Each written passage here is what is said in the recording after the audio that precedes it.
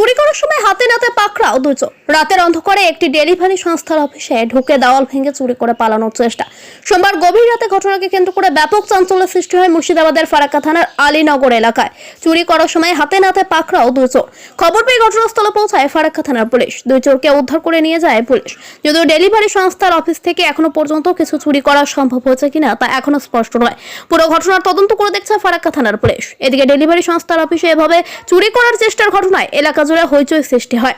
Bureau report, দিনরাত star news.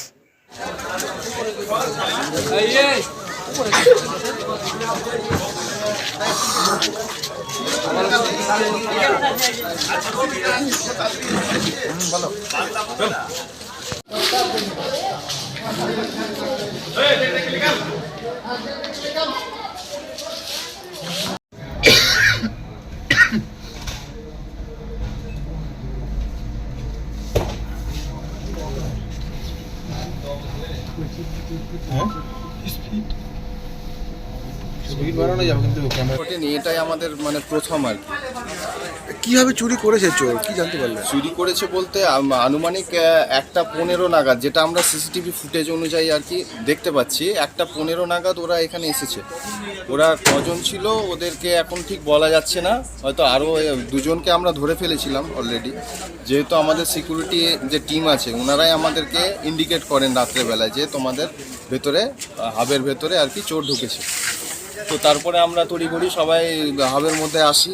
Local তারা সামনে একটা দেওয়াল আছে, ওই দেওয়াল ভেঙে আর কি ফুটো করে একটা হোল করে ওর মধ্যে দিয়ে আর কি এন্ট্রি করে হাবের মধ্যে। পেছনে একটা দড়ি লাগানো আছে, তো সেটা দিয়েও এসছে কিনা সেটা আমি বলতে পারছি না, কিন্তু হয়তো বেরোবার জন্য হয়তো সেটা প্ল্যান করছিল কিছু, যে সেটা দিয়ে আমরা পালিয়ে যাব, এরকম ব্যাপার ছিল আর কি।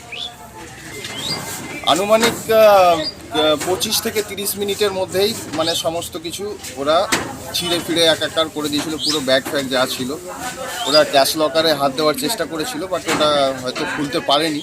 এখন আমাদের দেখতে হবে পুরো, আমরা ইনভেস্টিগেশন করিনি, এখন আমরা বসবো সবাই ইনভেস্টিগেশনে কী কী হারিয়েছে কী কী নিয়ে গিয়েছে ওরা, তো সেটা আমরা ইনভেস্টিগেশনের পরেই বলতে পারবো।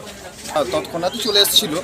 তারপরে এখন যেটা আমরা বলেছিলাম, ওনারা বললো যে ফার্স্ট এড করাও তোমরা, ফার্স্ট এড করার পরে আমরা আবার আসবো। বাকি যারা আছে আর কি নিযুক্ত আছে ওদের নাম বলানো হয়েছিল, তো চলছে। তো ওই তদন্তের জন্য ওরা বেরিয়েছিলেন গাড়ি নিয়ে, ওনারা আসছেন, ফোন করা হয়েছিল, আসছেন। আনুমানিক আমাদের 5খানা ব্যাগ কাটা হয়েছে, যার মধ্যে আনুমানিক প্রায় 3 থেকে 4 লক্ষ টাকার জিনিস ছিল। তো সেটা আমরা ইনভেস্টিগেশন করেই বলতে পারবো যে আনুমানিক, এখন তো মানে বলতে পারছি না, ইনভেস্টিগেশনটা কমপ্লিট হবে তাহলে আমরা বলতে পারবো যে কত টাকার আর কি জিনিস চুরি হয়েছে। আমার নাম আলমগীর হোসেন, আমি একজন ফ্লিপকার্টের স্টাফ আর কি কর্মরত।